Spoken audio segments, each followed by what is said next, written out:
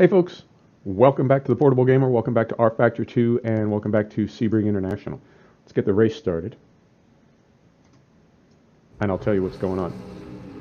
So we're starting at the back, like always, and we're in the AMG SLS GT3, which I have decided in all race sims is my favorite car. I think it's just all around my favorite. I love the look of it. I love that old school throwback Pan America grille. That is just fantastic. Frame rate is taking a beating right now. We're at about 30 FPS, but give us just a second till the field clears out a little bit and it'll pick up. So yeah, this is my new favorite car, and it's the first car that I bought in iRacing. I can't do anything with it yet. I mean, I can test it, but I don't have a license that allows me to actually race it, but I can drive it. And of course, here in rFactor, I love it, and also in Assetto Corsa, I love it. It's got to be one of my favorite cars. I like the feel of it too, and I also like that it's not that 911. I feel like the 911, as great a car as it is, I feel like everybody wants to drive the 911, and so it sees a lot of play. Although I have to say, in iRacing, it seems like a lot more people are in the Ferrari and the GT, Ford GT, and a couple others. You do see the 911 in iRacing, but not as much as I would think you would. So anyway, enough about things that the video is not about. So we're back at Sebring, and I know this car fairly well, and it's also, yesterday when we did our first look video, I was in an LMP2, and as these games get more and more sophisticated and more realistic, an LMP2, and particularly an LMP1, and those cars are hard to drive. They are notoriously, they'll snap back at you. They'll bite you with zero warning. Versus a GT3 like we're in, which to me is more of a car that a citizen can drive, particularly GT3 versus GTE, where GT3 really it's a pro-am car. It's a car that's designed for weekend warriors, versus GTE with no ABS, minimal traction control. It's truly a proper race car. The blocking, man, the blocking in rFactor is real, and then it comes back at me. So yeah, we're in a GT3 car, much easier for me to drive, and I know Sebring well enough that I can get around the track, and that's what we're doing right now. AI is set to 90 for skill. Hey, buddy, 90 for skill and 50 for aggression, and we are, if I can. We started in P20, we're in P17, so we made a couple passes. Now, to be fair, we made a couple passes like this jamoke right here. What's he doing? So they're not clean green flag passes. It's just the AI being the AI. So I did want to do a proper race, because yesterday I was just kind of cobbing my way around in the LMP2. So this is going to be a 15-lap race. A lap is about 2 minutes, so right around a 30-minute race. And we are going to go into darkness later. I have the time acceleration set to 25, so we will be doing some night racing. But I wanted to show you what the track looks like actually racing on it, rather than just doing hot laps in car. So a little bumping right there. The other thing about GT3 versus LMP, well, LMP1 or 2, is the cars aren't nearly as fragile. You can touch another car and not cause massive damage and really affect the way the car is going to handle. And the field here this is the Indoor Racers Gentleman Modders Endurance Pack, and I just select that, and I find it gives me just this great spread of mixed class racing when I'm in a GT3. It is primarily GTE cars and prototypes, and I'm in a GT3, so it's not, you know what I mean? It's not exactly apples to apples. It's a slightly different field, but they're GT sports cars. So I figure, close enough. And then the LMP1 definitely going to be bombing through here momentarily. They pass us. They lap us right quick. So that's what's going on. Sebring with the Indoor Racers Endurance Pack, and just seeing how we go. Seeing how we do. And I had a great time. I haven't been on this track in a minute. And as I said in the first look video, I do know it. I mean, I know it well enough to know it, to get around it. But as far as really optimizing, and I was running like 214s, 215s. I should be running like 159s and straight up twos. So I've got a ways to go as far as trimming down my lap times, but I was able to get around the track, and I was able to run with AI set at 90, so I felt pretty good about that. But yeah, man, I'm really, really loving this track, and again, as in the first look video from yesterday, you can see the car just banging and bouncing around. It is, it's such a bumpy, almost violent track, to the point where I could feel my force feedback clipping, and I had to turn it down a little bit. So it's a very cool track, and I'm so glad I saw it on Race Department. I mean, it's not on Race Department, it's in the rFactor 2 Steam Workshop, but I saw the notification for it on Race Department. Some folks were talking about it, and I'm so glad I did. I happened to be there for something else, and it just all came together. Let's go in car for a minute, and I believe that is going to be here, right there. Yeah, let's go in car for a minute.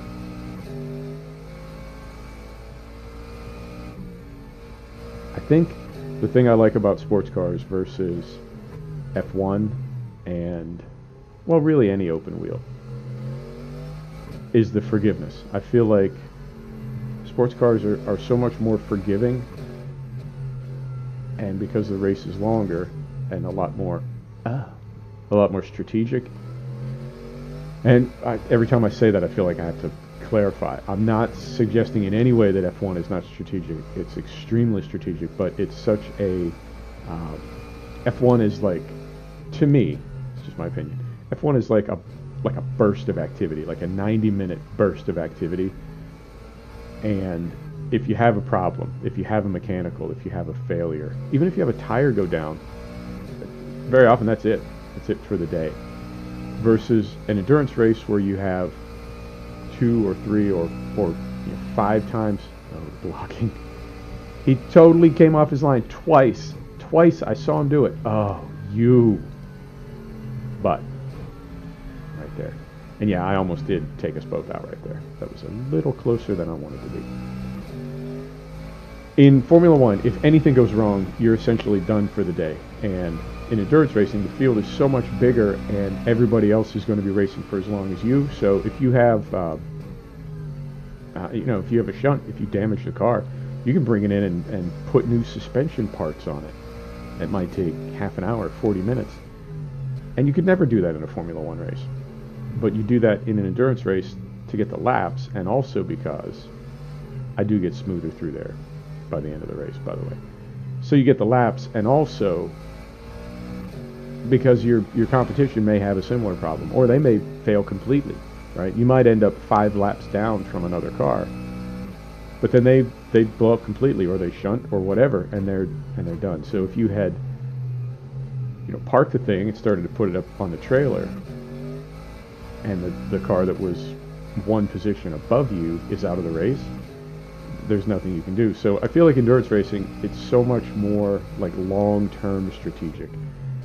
And for me, that suits my personality more than that sort of burst of activity of a Formula One race, which is almost like a sprint race in a way. So I really like this. And I would like to do more long races, like 12-hour races. But I'm not going to sit in the chair for 12 hours. And that means that I would need to save out of it and come back and do it in pieces. And I don't know how I feel about that. I feel like if I'm going to do I'll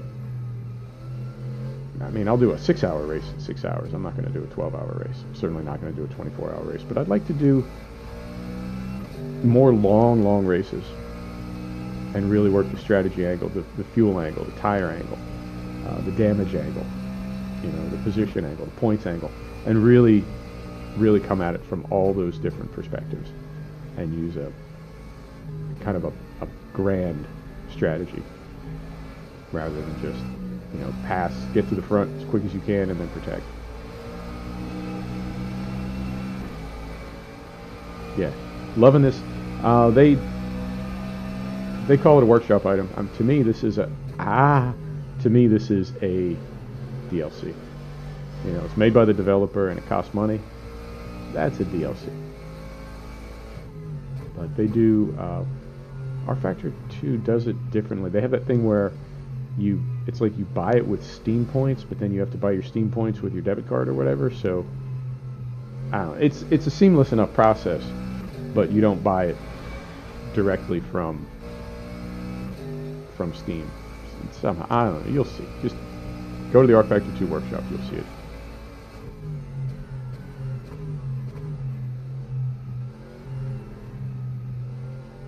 Didn't do a lot of setup on this car either. I used my Monza setup. I figured that's similar. You know, it's flat. It's got some tight sections, and then it's got a couple wide open. So call it close enough. Let's hop back out because we're not passing anybody right now. There we go. And we're back up to about 45 FPS, so it picks up pretty quickly once the cars thin out. I was concerned, wow, we're over 60. I was concerned with the size of the just call it the DLC. I was concerned with the size of the DLC because it came in at 1.3 gig. I was worried that they had maybe changed the way they're viewing their graphics planning and their, you know, changing things internally. I don't know. You see what I'm getting at. That this track would be an FPS pig compared to their others. But even at 1.3 gig, it's fairly smooth.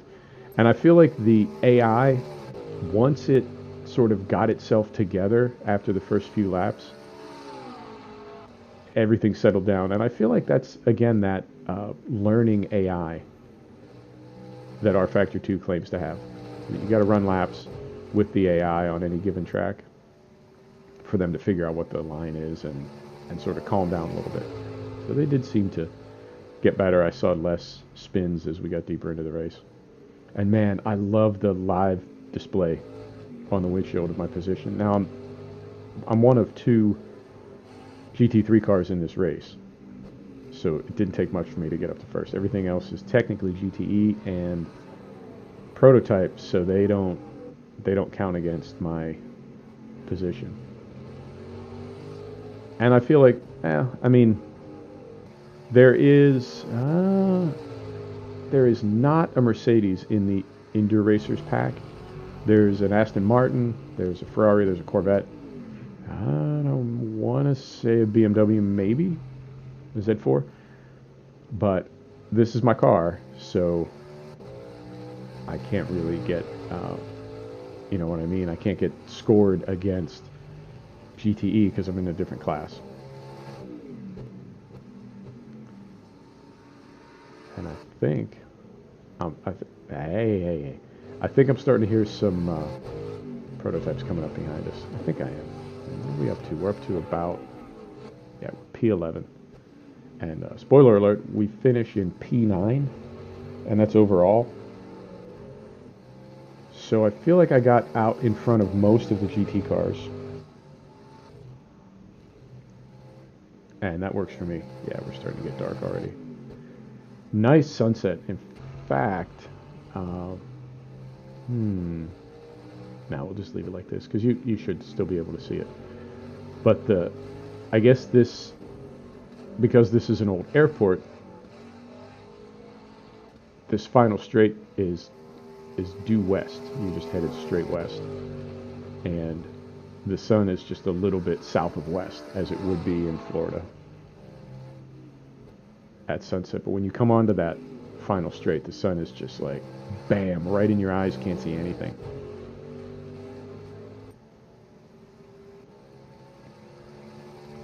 Alright, the lights are on, it's getting dark. I don't see any prototypes. But I know they're back there. I know they are. Turn 1 at this track is, it's so disorienting. Because there's not really, I mean, there are plenty of things that you can use as brake markers. But it's just always, it's so vague to me coming into turn 1. And, you know, this being an old airport, you're on the old runways and aprons and taxiways. So airports are, you know, by their nature, they're big and spread out so you don't bump into things when you're landing your plane or whatever. And even though they've added things, obviously, hasn't been an airport for a long time, it's still, it just feels so open and spread out. So going into turn one for me is always, I don't know, not exciting, but it's always like, how bad am I going to time it this time? Because every time I feel like I miss the timing on turn one, which is a great way to start a lap, of course. Yeah, starting to get a little bit of rhythm now.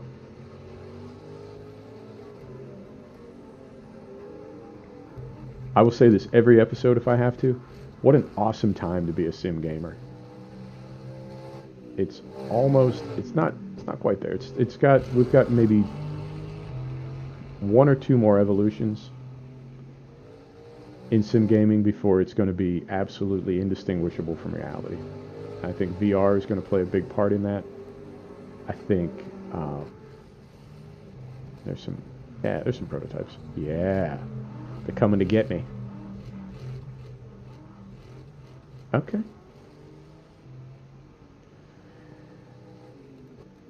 What the hell was I talking about? What's his name again? Oh yeah, sim gaming. It's just such an awesome time to be a sim gamer, and I can't wait to see what happens in the next few years with VR. And it's just all the things that are happening to make gaming more realistic. Now I just noticed something.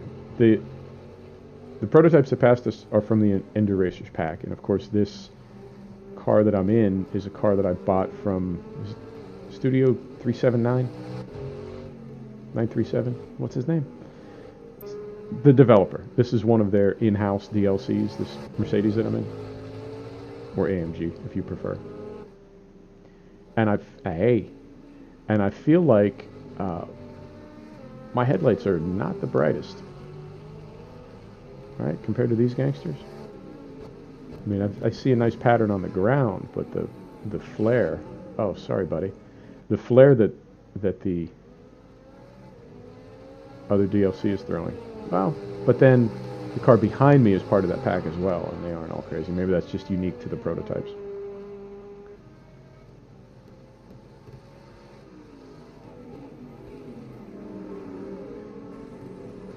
Yeah, lighting kills frame rate in this game. I found we're dropping down into the 20s now. Coming back a little bit. Yeah, it's just headlights that kill it. Now, I will say that it looked good while I was driving it. I didn't have a ton of frame drop. I think there were a couple times when there were a lot of cars on the track together, and we got down into the 30s and 40s, but never down into the 20s. So that may have something to do with the fact that we're capturing.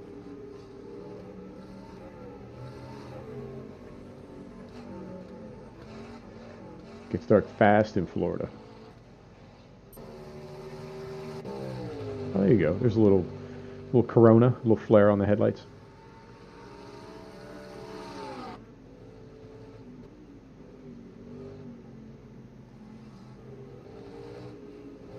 I think we're probably still P11. Yep. We do get a pass. We get a pass on 10th and 9th, right before checker flag.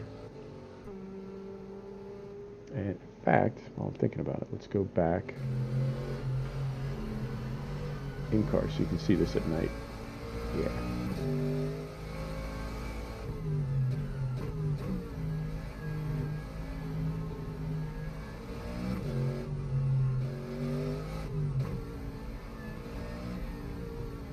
I know. Picking my way through there. Not pretty. But it's those S's, to me, a lot of that comes down to setup. Because it's faster than first gear, but it's not quite second, so I needed to do a little gearing adjustment to get through there. I either need to bump first up or bump second down, but I'm right between gears through there. Or I guess the other thing I could do is tune the car so I could get through it fast enough in second that I can stay in second and still keep the revs up. Although, like I was saying, I understand that GT3 is slightly different than GTE.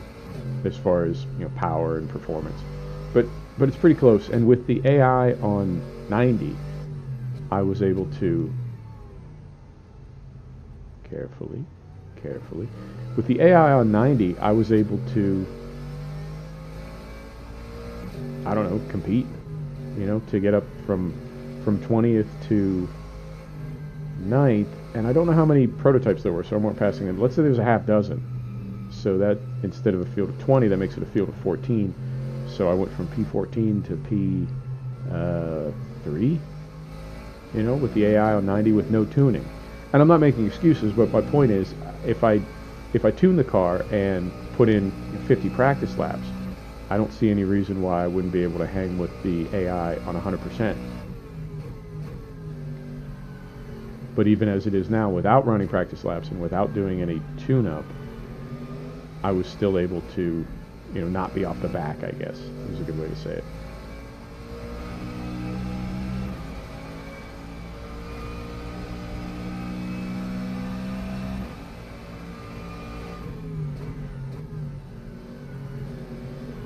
Alright, just hug to the inside. But then the inside, it's hard to explain. It's just, turn 1 is just weird for me. It's not a bogey turn, it's just weird, man.